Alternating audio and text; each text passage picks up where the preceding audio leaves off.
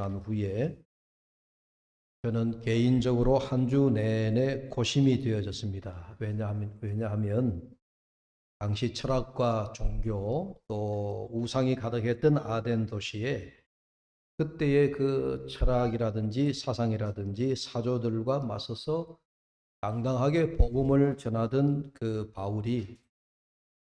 복음을 전하던 바울이 당시에 그 마주쳤던 당대의 아덴에서의 그 고충이라 그럴까요? 복음 전하는 자가 그 철학자들 앞에서 또 문학가들 앞에서 복음을 전하는 그 바울의 마음이 얼마나 그 마음이 복잡했을까? 이거는 이제 바울이 복잡했다는 게 아니고 제 생각에 그런 거예요. 바울이 철학자들 앞에서 복음을 전해야 한다라고 하는 이런 그 바울의 심정을 생각하니까 그럼 오늘날은 어떠냐 이런 생각이 문득 되어졌습니다. 오늘날은 우리가 말하자면 21세기를 살아가고 있는 오늘 우리들 앞에 놓인 현실은 그때의 복음을 전하던 바울의 상황과 오늘날 21세기의 복음을 전하는 이 상황과 비교해 봤을 때 그럼 오늘날은 복음 전하기가 좋으냐? 여러분 생각은 어떻습니까? 우리는 답은 뭐 거의 같을 겁니다. 아마 오늘날 복음 전하기가 더 어려울 것이다. 오늘날이 훨씬 더 복음 전하기가 어려울 것이다. 왜? 우리의 현실이 여러분 생각해 보십시오. 2000년이 흐르는 동안에 아무래도 오늘날의 현실이 더 복잡하고 더 아주 세계가 여러분 많이 바뀌었지 않았겠습니까? 이제 그런 생각을 하니까 복음을 전하는 한 전도자로서 한 목사로서 이 시대에 복음을 어떻게 전해야 되느냐 하는 그런 생각에 심히 고심이 되더라 하는 이야기입니다. 여러분들 잘 아시다시피 지금은 우리가 가상현실 세계라고 하는 또 하나의 가상현실이 있습니다. 우리가 눈으로 또 보고 우리가 발을 딛고 살아가는 이 땅의 현실 세계만 있는 것이 아니라 가상현실이라고 하는 것이 있다는 거죠. 그러니까 우리에게는 보이지 않아야지만은 여러분도 이미 다 그런 가상현실 세계에 놓여 있고 이미 여러분들이 그런 가상현실 세계 속에 살아가고 있는지 모르겠습니다만은 AI라고 하는 아주 최첨단의 어떤 그런 그 정보가 우리에게 오고 있고 또 여러분 요즘 들어보시죠. 메타버스라고 하는 그런 용어를 통하여서 정말 우리가 글쎄요 돌아보면 야 이런 게 어떻게 하고 우리가 깜짝 놀랄 만한 그런 일들이 지금 벌어지고 있습니다. 그런가 하면 여러분 우리 사람들의 심리는 어떨까요? 우리의 마음은 그렇게 단순할까요? 우리의 마음도 역시 단순하지 않습니다. 여러분 우리 정신은 어떨까요? 일찍이 프로이드가 우리 인류 세계의 가장 20세기의 인류의 최고의 어떤 영향력을 준 사람 중에 한 사람이 프로이드의 정신 분석입니다. 그러니까 이 세계에 살아가는 오늘날 우리는 마음 심리와 정신과 또 새로운 어떤 가상현실이라고 하는 이런 것들이 놓여 있는 이런 시대에 우리가 살아가고 있습니다. 철학의 발전은 어떻습니까? 바울이 아덴에 서가지고 그 철학자들 앞에서 2000년 전에 복음을 전했던 그 철학자들, 이 철학의 발전만 하더라도 지금은 우리가 어마어마하게 어떤 발전 그런 것이 왔습니다. 그러니까 한마디로 오늘날 우리가 살아가는 이 21세기가 만만치 않다. 이 세계가 결코 간단하지가 않다 하는 그런 이야기를 제가 지금 드리고 있습니다. 그걸 보면서 문득 그런 생각이 들었습니다. 우리 사사시대에 왕정시대가 들어오기 전에 사사들이 그 당시에 자기의 소견에 옳은 대로 살아가더라. 그게 사사시대를 가장 특징 짓는 한마디였습니다. 사사시대는 기준이 모든 사람들이 자기들이 가지고 있는 소견, 오늘 말하면 자기의 신념, 자기의 사상, 자기의 철학, 자기의 믿음, 전부 자기 중심이 되어서 살아가던 시대가 여러분 어찌 보면 사사시대였습니다. 그러니까 혼돈의 시대라는 거죠. 이제 그렇게 보자면 오늘 우리가 살아가는 이 시대, 여러분 혼돈의 시대 아닙니까? 여러분 나라가 걱정됩니까? 정치가 걱정됩니까?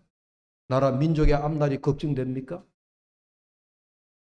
여러분들이 아니면은 여러분들의 가정이 걱정이 됩니까? 여러분의 자녀들이 걱정이 됩니까? 그렇습니다. 우리는 돌아보면 우리 앞에 놓여 있는 가정부터 시작해서 나라와 민족, 국가, 세계 모든 것이 여러분 불안한 시대에 살아가고 있습니다. 정치가 그렇습니다.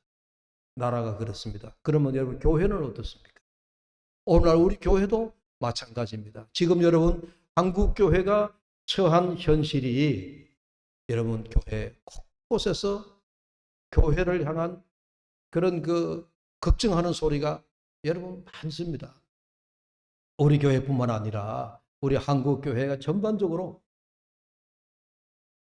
이제 한국 교회 성장이 멈추었다 하는 이야기부터 시작해서 다음 세대가 우리 교회 안에서 사라지고 있다.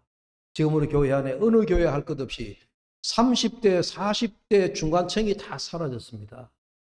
여러분 기억하시지만 우리 교회가 7, 80년대 말더라도 교회 구조, 이게 우리나라 인구 구조하고 거의 같습니다. 피라미드였습니다. 구조 형태가. 밑으로 내려갈수록 아이들이 많았지요. 위로 올라갈수록 고령자가 작았습니다. 지금은 역삼각형이지만은 역삼각형도 아니에요. 아이들이 적고 노인 세대가 많아졌다라고 얘기하지만요. 사실은 중간 세대, 교회는 30대, 40대 세대가 사라져버린, 그래서 이런 형태를 우리가 항아리 형태라고 얘기합니다. 예? 붕글붕글하게 이렇게 30, 40대 허리층이 다 사라진, 이것이 우리 한국교회의 현실이다 하는 생각을 가지면서 한국교회도 정말 어려움에 처한 그런 교회를 걱정하는, 저들뿐만 아니고 우리 모두가 함께 고민하고 기도해야 될 그런 제목입니다. 그래서 우리가 어떻게 이런 한국교회 우리가 어려움을 탈피할 것인가 하는 것을 생각해야 할 때입니다. 자, 오늘은 제가 그런 얘기를 하려고 하는 것이 아니고, 이제 바울이 다시 본문으로 돌아오면 바울이 아덴이라고 하는 도시, 그러니까 그리스 아테네를 떠나가지고 그 다음에 도시를 이제 향하여 갑니다. 거기 당도한 도시가 오늘 본문 1절에 나옵니다. 고린도라고 하는 도시입니다. 이 고린도라고 하는 도시는 지금도 그리스 아테네에서 약 85km 지점 떨어진 곳에 지금도 고린도라고 하는 이름을 가진 도시가 존재하고 있습니다. 85km니까, 그러니까 우리가 대구를 기점으로 하면 포항쯤 된다라고 해야 될까요? 포항까지 키로수가 얼마인지 정확히 잘 모릅니다만 하여튼 그렇습니다. 영천까지는 한 35km 정도, 그리고 포항까지 좌우정 한 100여 킬로 남짓 떨어진 곳이다라고 보면 우리 대구에서 포항 정도 떨어진 그런 곳에 이 아테네에서 고린도까지 가는 거리라고 볼 수가 있습니다. 문헌에 보면 이 고린도는 아테네와는 또 다른 분위기가 있는 도시였다라고 얘기합니다. 아테네라 그러면 여러분 문학과 문화와 아니면은 특히 철학이 있는 도시다, 이렇게 생각한다라고 한다면은 이 고린도라고 하는 도시는 건축과 예술과 축제가 있는 도시다. 고린도의 특징은 건축이 특징이에요. 특히 예술, 또 고린도에는 요즘 우리로 말하면 한 4년마다 한 번씩 열리는 올림픽과 같이 이 고린도 도시는 2년마다 한 번씩 대축제가 열렸다라고 하는 그런 문헌이 나와 있습니다. 제가 이 고린도 도시를 포항에다 빗댔는데 왜냐하면 이유가 있습니다. 이 고린도는 항구를 끼고 있는 도시이기 때문에 그렇습니다. 그러니까 바닷가가 있다는 거예요. 바다가 있다는 얘기예요. 여러분 바닷가에 사시는 분들은 우리 잘 알지만 바닷가에는 우상 숭배가 많습니다. 바닷가에는 이 우상이라고 하는 이 우상이 많은 그런 도시입니다. 그래서 이 고린도도 우상이 많을 뿐만 아니라 또 하나의 특징은 이 고린도에 지금도 방문해 보면, 제가 성지 순례가면서 이 고린도 도시를 방문해 보니까 그 당시에 얼마나 음란한 도시였는가 하는 것을 그들이 만들어 놓은 조각상들, 이런 신상들을 보면서 알 수가 있습니다. 이 고린도에 가면 작은 박물관 할 것 없이 가는 곳곳마다 참다고 신체, 나체 이런 것들을 만들어 가지고, 예? 그런 그 신상도 우상들을 많이 만들어 두고 있는데, 그래서 고린도 도시는 음란이 아주 성행했는 도시다. 그렇게 나와 있습니다. 지금 가도 봐도 그 당시에 2000여 년 전에 이 도시가 얼마나 음란한 도시였느냐 하는 것을 상상하게 만듭니다. 여러분, 고린도라고 하는 이 말이 참 재밌습니다. 영어로 고린도스라고 말을 하는데, 이 영어로 말하는 고린도스라고 하는 이 말이 이게 음행을 범하다, 음행을 저지르다라고 하는 어원을 가진 그런 말이 되어졌습니다.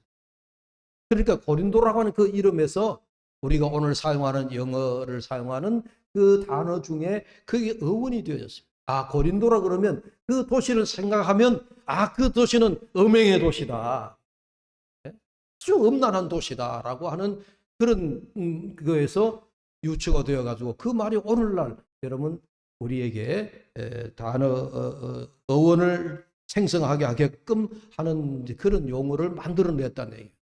또 하나 이 고린도라고 하는 말은 그런 의미도 있지만 또 하나 이런 의미도 있습니다. 코린디안이라고 하는 이 그 말은 지금도 사전에 나옵니다. 이거는 고린도식 건축 양식이다 라고 할 정도로 하나의 그게 이제 이름이 매김되어진 거예요. 이해가 되시죠? 고린도라 그러면 건축 예술이 아주 발달했구나. 동시에 이 도시는 음행을 저지르는 음란한 도시였구나 하는 것을 우리에게 그대로 전해주고 있다 하는 이야기입니다. 제가 지금 고린도라고 하는 도시의 당대 문화나 건축이나 사람들의 그 타락상을 말씀을 드리고 있지만은, 후에 말씀을 드리겠지만, 여러분 여기에 세워졌던 고린도 교회는요, 말도 많고 탈도 많은 교회였습니다. 여러분 고린도 교회, 우리 고린도 전후서를 읽어보면 고린도 교회의 가장 특징 중에 하나가 분파가 많아. 네 분파가 있었다 그랬죠, 그죠? 바울로파, 아골로파, 예수파, 쭉 4개 파가 나오는데, 여러분은 어느 파에 속하세요? 여러분들은 양파입니까? 대파입니까? 고린도 교회는 그 당시에 파가 아예 4개의 파로 나누어져 가지고 싸우는데, 아주 그런데도 유명한, 그러니까 고린도 교회 아주 분쟁으로 유명했다 하는 것은 우리가 성경에 익히 잘 나타나고 있습니다. 자, 그런데 오늘 사도행전 18장에 보면 바울이 여기서 만나는 동역자들이 있습니다. 첫 번째로 만나는 동역자 2절을 보십시오. 아굴라와 브리스길라 부부를 만나게 되어집니다. 그 다음에 알렉산드리아 출신 성경을 가르쳤던 선생으로 알려져 있는 아볼로를 만나게 되어지고요. 그리고 마게도냐에서 내려왔던 선교 동역자인 디모데와 실라를 만나게 되어집니다. 아마도 바울은 아덴에서 철학자들과 복음을 가지고 논쟁을 벌였겠죠. 얼마나 에너지를 많이 소모했겠습니까? 여러분, 우리가 남과 토론을 하고 남하고 이렇게 이렇게 언쟁을 벌이고 말 씨름을 하다 보면 정말 우리가 한두 시간 얘기하고 나면 우리 속에 있는 에너지가 나가는 것 같이 기진맥진 그런 걸 느끼게 되어요. 목사도 여러분 가끔 교인들을 만나가지고 이렇게 소득 없는 소비성의 어떤 그런 논쟁을 벌이고 나면 정말 말할 힘이 없어요. 생산적인 이야기를 하면요 에너지가 올라오지만, 생산성이 아닌 소비형의 이야기를 하고 나면요 말하기가 귀찮아져요. 입을 다무는 게 좋아요. 아마 바울도 이 아덴에서 철학자들과 심한 논쟁을, 물론 복음을 전하기 위한 방법이었지만 철학자들이니까 논쟁을 해야 되니까 그 아굴라라고 하는 광장에서 그 논쟁을 벌이면서 바울이 그 보냈던 그 짧은 그 시간이었지만 얼마나 많은 에너지가 소비되었겠느냐. 아마 기진맥진했으리라 라고 생각이 되어지는데, 그런데 이곳 고린도에 와서 에너지를 받았어요. 그 에너지 받은 에너지가 뭡니까? 동력자들을 만나게 되었다. 동력자를 만나. 그런데 그 만난 동력자들 가운데 우리가 잘 아는 아굴라와 브리스길라, 이 두 사람은 부부예요. 부부를 만나게 되어졌습니다. 여러분, 성경에 나오는 평신도 부부 가운데에 너무 유명한 사람이에요. 아굴라와 브리스길라라고 하는 이 두 부부는 우리가 늘 우리 가정이 이런 가정을 담고 싶다, 이런 부부를 담고 싶다 할 정도로 아주 성경에 좀 모범적인 그런 가정이에요. 여러분, 이런 가정들이 나오면 여러분의 가정도 이런 가정, 이런 부부의 어떤 모형을 담고 싶다 기도하셔야 돼요. 이런 가정이 되게 해달라고 늘 기도해야 돼요. 자, 한번 보십시오. 이 아굴라와 브리스길라를 바울이 만났는데 어디서 만났다고요? 고린도에서 만났어요. 바울이 아덴에서 고린도에 왔는데 마침 이 두 부부가 이 고린도에 내려와요. 근데 이 사람들은 그럼 고향이 고린도이냐? 아니에요. 이 사람들은 원래 유대 사람들, 유대 출신자예요. 원래 로마에 살았습니다. 로마에 살았는데 주후 49년경에 알려져 있는데 로마 황제 가운데 그라우디오라고 하는 황제가 그 당시에 로마에 살고 있는 사람들 가운데 이방인들을 다 추방해라, 추방령이 내려졌습니다. 그러니까 이 브리스길라 부부가 로마에 더 이상 살지 못하고 쫓겨난 셈이에요. 쫓겨가지고 이들이 정착한 곳이 고린도였습니다. 여기서 바울을 만난 거예요. 그런데 만났던 이 두 사람이 만났는데 굉장히 가까워졌습니다. 가까워진 이유가 첫째는 직업이 같다. 우리 바울이 천막을 짜는 기술을 가지고 있었잖아요. 옛날 바리새파 사람들, 율법주의자, 율법학자들은, 그러니까 바울도 여러분 바리새파 출신입니다. 이 바울도 아주 성경에 능한 율법학자였습니다. 그러니까 율법을, 성경을 가르치는 바울이었지만요, 옛날 바리새파 율법학자들은 내가 성경을 가르친다라고 해서 가르치고 난 다음에 사례를 받지 않았어요. 요즘 말하면 우리 목사들이 교회에서 목회를 하면서 사례를 받는데 사례를 받지 않았다니. 그러면 뭘 먹고 사느냐? 그래서 바울이 간헐적으로 천막을 짜면서 그가 생업을 유지했다 하는 이야기입니다. 그러니까 이 브리스길라와 아굴라 부부가 그들의 직업이 천막을 짜는 사람. 직업이 같으니까, 동업이니까 거기서 마음이 열려진 거죠. 가까워졌어요.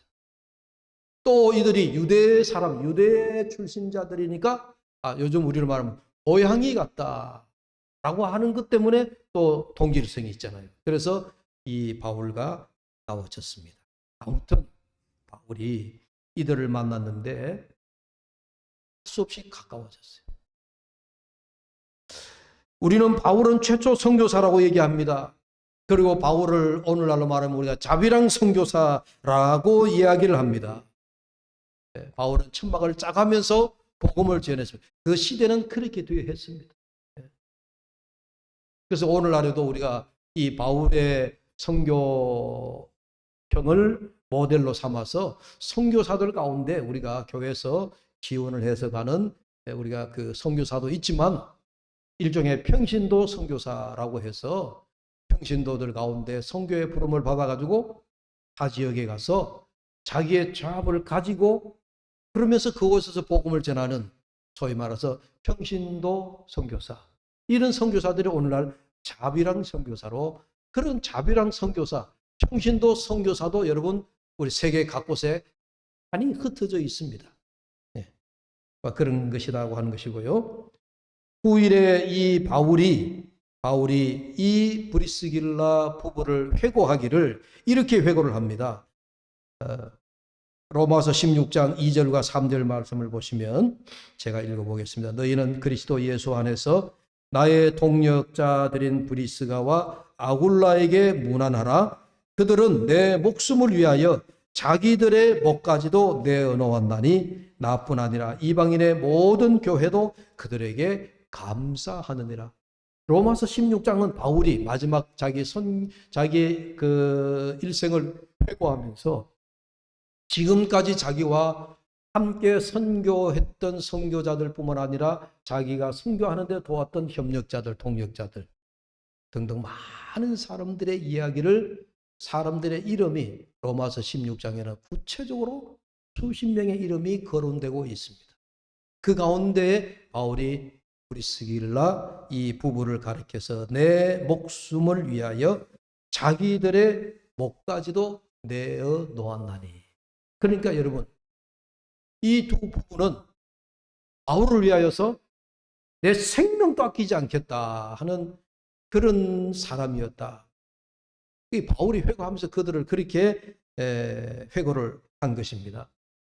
남을 위해서 자기 생명을 아끼지 않는다라고 하는 것, 우리가 참 쉬운 일이 아닙니다. 말처럼 쉽게 되는 일은 결코 아닙니다. 그런데 바울이 그들은 내 목숨을 위하여 자기들의 생명까지 내어놓지 않았다. 예. 바울이 브리스길라 부부를 회고하면서 그 부부에 대하여 한마디로 이 부부는 나의 생명의 은인이다 하는 그런 이야기.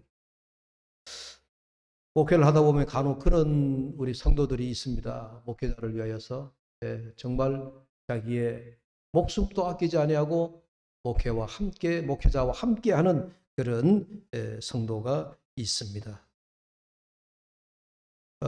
우리가 교회에 여러분들이 목회자를 어떻게 도울 것이냐, 오늘 브리스길라 아굴라 부부를 보면서 여러분 제가 이제 그런 말씀을 드리고 싶어요.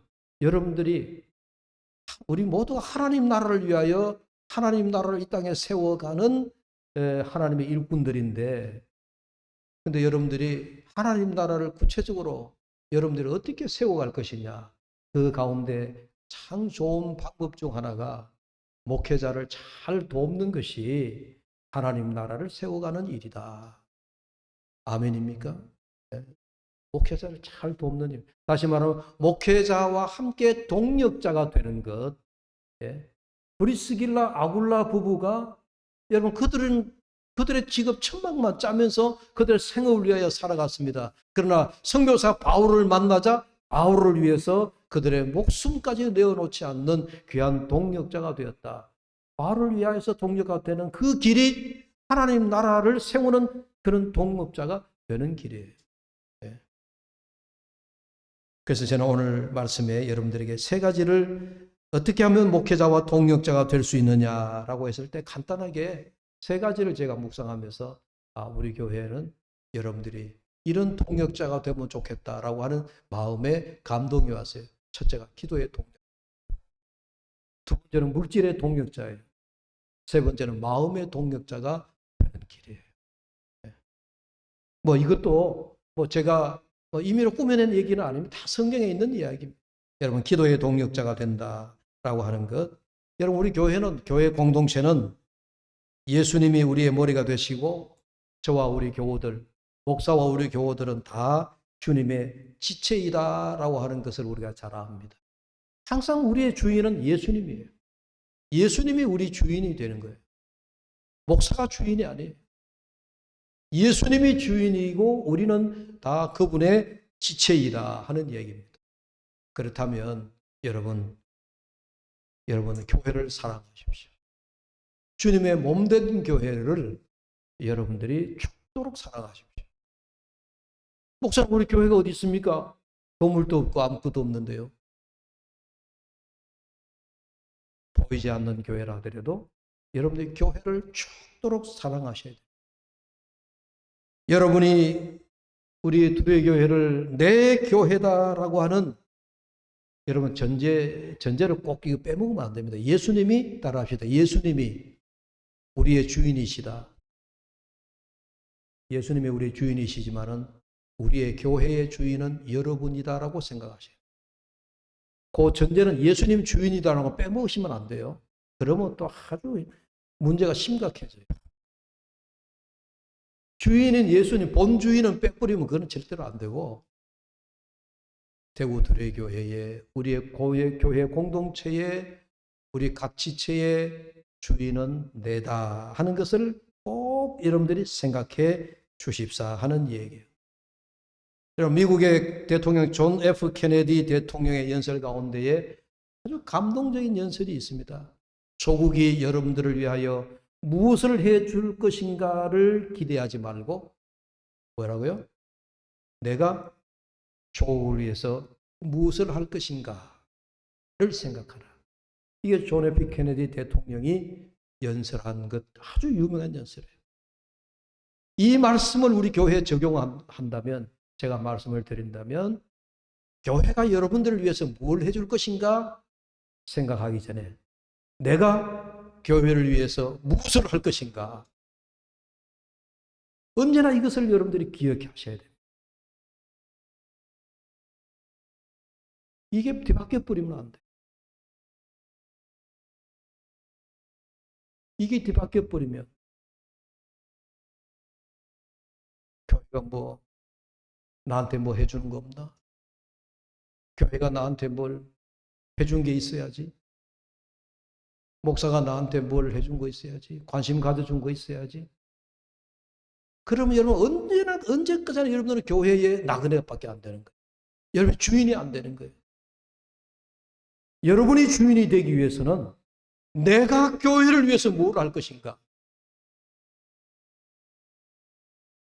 이 교회 주인은 여러분이시라는 거예요.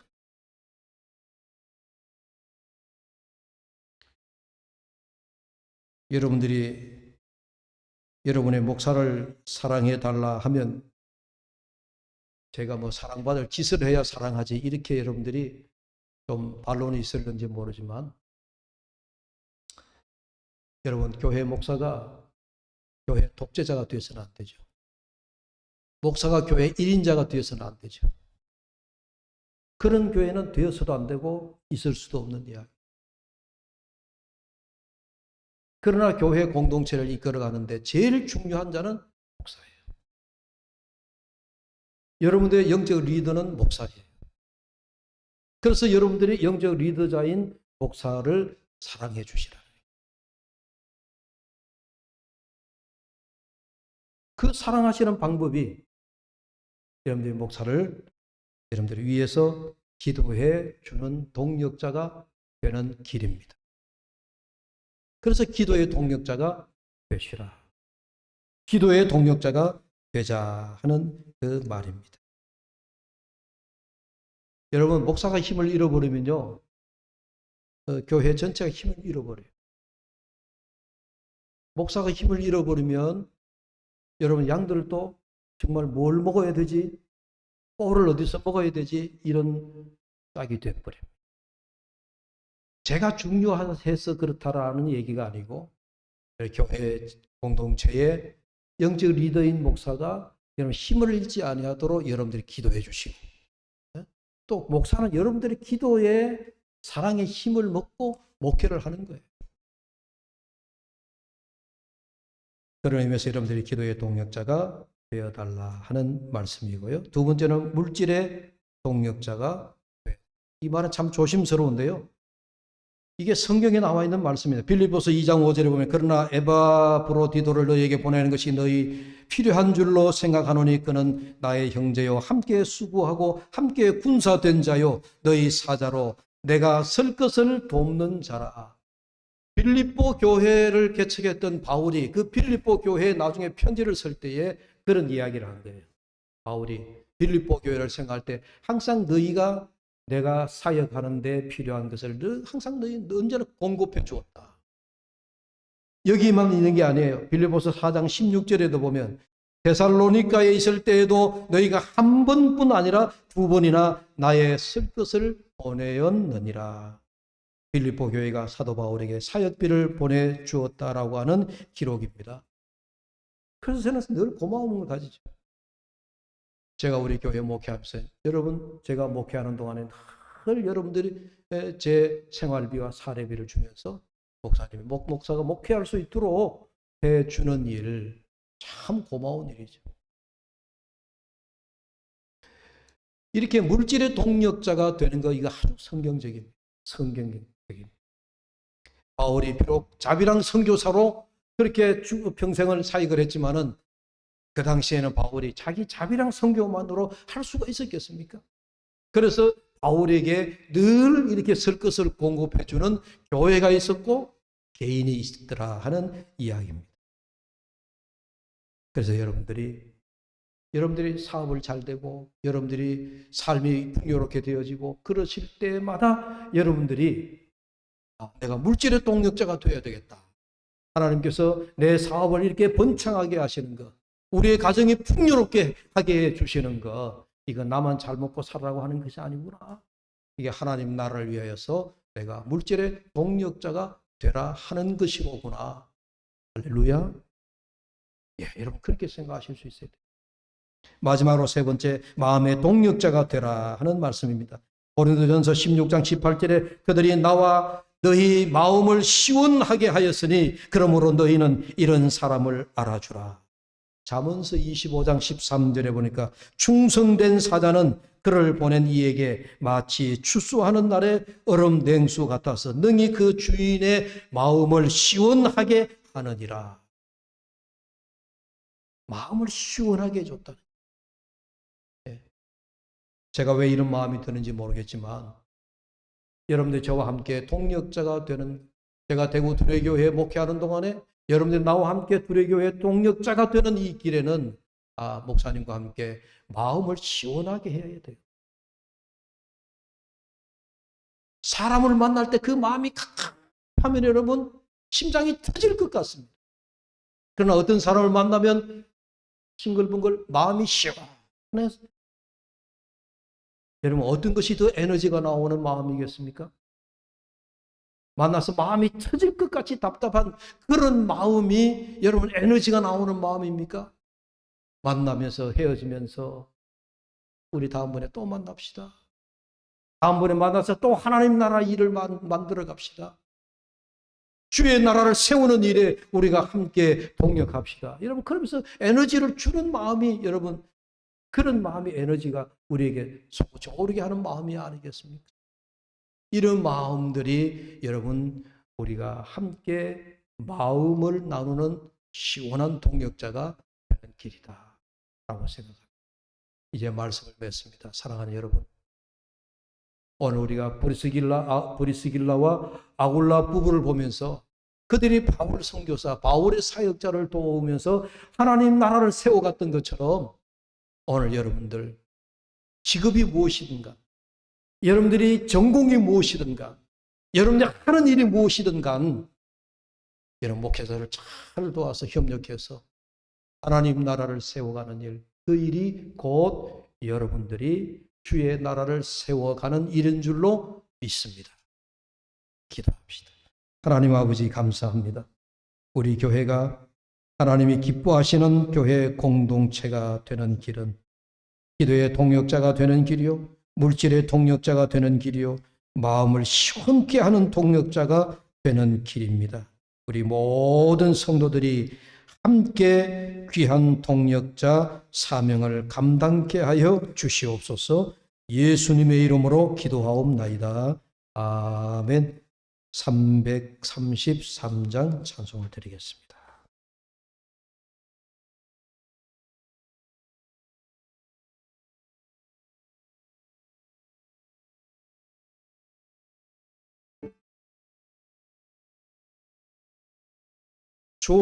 충성하라 죽도록, 충성하라 주님께. 슬픔이 괴로움이 주의 사랑 못 끊으리. 충성하라 죽도록, 충성하라 끝까지. 충성하라 죽도록, 충성하라 주님께.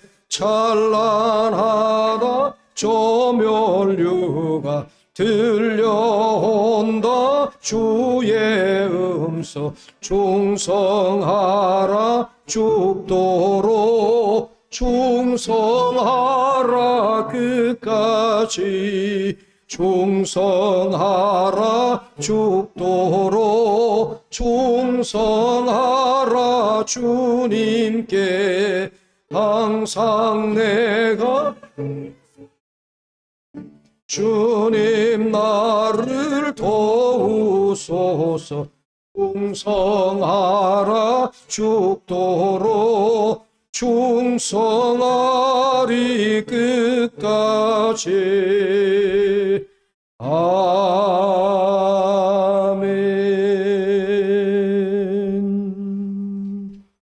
함께 일어나셔서 봉헌 찬송 드리겠습니다.